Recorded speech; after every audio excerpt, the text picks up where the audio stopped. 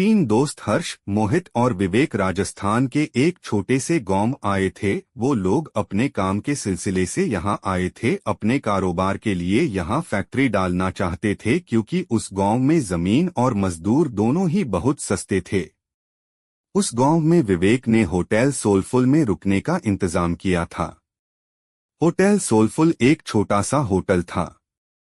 कोई आलिशान पत्थर नहीं थे, उसमें 20 ईंट से बनी एक इमारत थी और नीचे खाने का बना एक वेज रेस्टोरेंट में भी टेबल और दरवाजों पर धूल लगी हुई थी, जैसे वहां का चूल्हा सालों से जला ही नहीं था। जैसे ही वो लोग होटल पहुंचे तो उन्होंने देखा कोई स्टाफ ही नहीं था। बस वॉचमैन के नाम पर एक बूढ़े से चाचा बैठे थे जो अपनी बीड़ी पी रहे थे।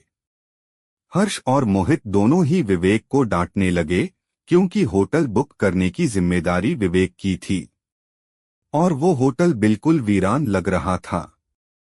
उनकी बातों को सुनते हुए वो वॉचमैन चाचा हंसते हुए उन तीनों के पास आए और उनसे पूछने लगे कि क्या वो होटल में ही रुकने वाले हैं। उन तीनों ने सर हिलाकर हाँ कहा और चाचा जोर जोर से हंसने लगे। हंसते हंसते ही फिर उन्होंने चलना शुरू किया। कुछ गुनगुनाते हुए वहां से चले गए।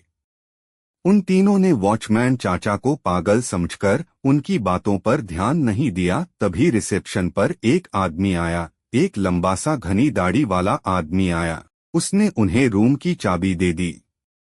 वो लोग ऊपर अपने कमरे में गए। उन्होंने अपना सामान रखा और कुछ देर आराम करने लगे। हर्ष को अचानक प्यास लगने लगी और कमरे में पानी नहीं था। हर्ष जैसे ही पानी लेने कमरे से बाहर निकला, उसे पायल की झंकार सुनाई दी। ऐसी आवाज जैसे कोई पायल पहने भाग रहा हो। हर्ष डर गया। उसको ये बात बेहद अजीब लगी क्योंकि उसको होटल में कोई और नजर नहीं आ रहा था। अब उसके फ्लोर के लास्ट कोने से पायल की आवाज के साथ साथ एक लड़की के हंसने की आवाज भी आने लगी थी। हर्ष उस एवज के पीछे जाने लगा था कि तभी उसके कंधे पर किसी ने हाथ रखा और हर्ष चीख पड़ा। पीछे रिसेप्शनिस्ट पानी लेकर खड़ा था। हर्ष ने अपनी बौखलाहट में उस हर्ष को डांटा और पानी लेकर वापस अपने कमरे में चला गया।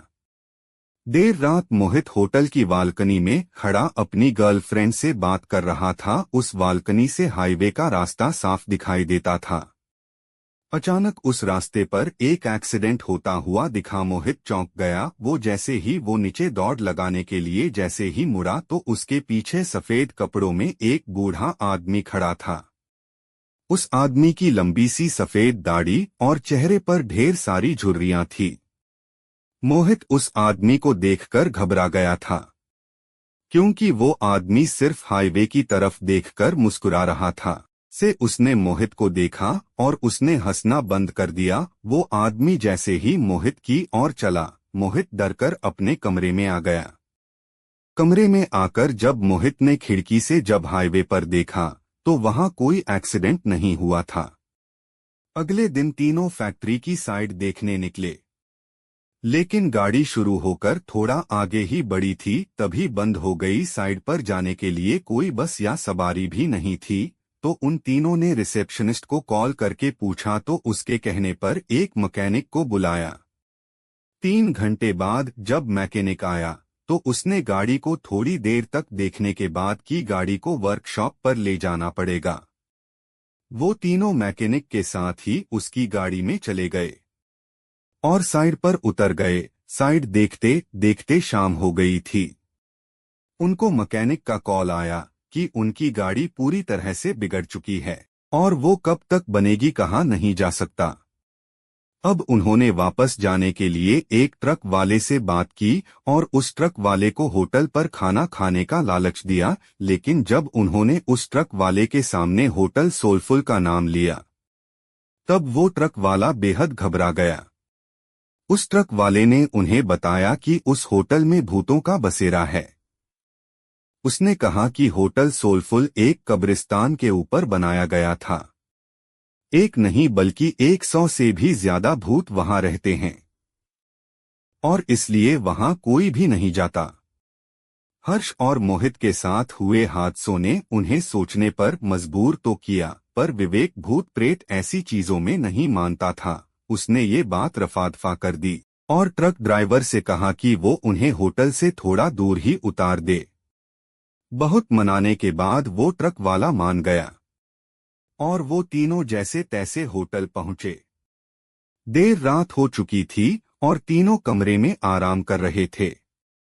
विवेक भी लेटे-लेटे अपने फोन से खींची फोटो देख रहा था, लेकिन अचानक वो उठकर बैठ गया। ऐसा लग रहा था जैसे उसके होश ही उड़ गए हों। उनकी तस्वीरों में उनके ही कमरे में बहुत सारे बच्चे दिखाई दे रहे थे। वो बच्चे शायद उस होटल में बसे भूत ही थे। विवेक का पूरा शरीर ठंडा पड़ गया। उसने हर्ष और मोहित को जब फोटोज के बारे में बताया तो वो तीनों बहुत घबरा गए। वो उस होटल के रिसेप्शनिस्ट को ढूंढते हुए नीचे आए, लेकिन उस आदमी का नामो निशान ही नहीं था। वहां उन्हें वो बूढ़े चाचा बैठे हुए मिले। उन्होंने ये सब उस बूढ़े चाचा को बताया तो उस बूढ़े चाचा ने हंसते हुए कहा कि जब वो होटल के अंदर आए थे तो 4 आत्माएं तो उनकी गाड़ी के ऊपर बैठी हुई थी। उन्होंने बताया कि होटल सोलफुल में पिछले 20 साल से भूतों का बसेरा है। जब से होटल बना था तब से यहाँ के भूत होटल में आने वाले को जिंदा वापस जाने नहीं देते। किसी के एक्सीडेंट करा देते हैं तो किसी को आत्महत्या करने पर मजबूर कर देते हैं। फिर होटल की बालकनी की ओर इशारा करके बताया कि वहां देखो, वो सफेद कुर्ते में एक बूढ़ा आदमी खड़ा है। उस आदमी ने यहाँ होटल बनाने से मना करा था क्योंकि ये जगह कब्रिस्तान की थी। लेकिन कुछ महीनों बाद होटल के सामने वाली रोड पर एक्सीडेंट से उस आदमी की मौत हो गई थी और आखिर में उसने बताया कि उनकी गाड़ी ठीक नहीं होने वाली। वो गाड़ी अपने साथ कई साए ले गई थी। होटल में रहने वाले उन बच्चों की आत्माओं को वो गाड़ी पसंद आ गई थी और शायद इसीलिए वो तीनों अभी तक जिंदा भी थे। उस बूढ़े आदमी ने उन तीनों से अपनी जान बचाकर भागने को कहा। ये सब बातें सुनकर उन तीनों के पसीने छूट गए। उन्होंने फैसला किया कि वो तीनों अभी के अभी इस होटल से निकल जाएंगे।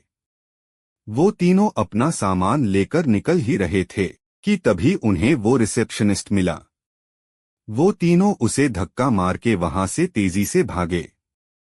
हाईवे पर आकर वो तीनों जा रही गाड़ियों से लिफ्ट मांगने लगे, लेकिन कोई गाड़ी रुकने का नाम ही नहीं ले रही थी। तभी वो रिसेप्शनिस्ट भागते हुए उनके पास आया और उनसे पूछा कि वो लोग भाग क्यों रहे थे।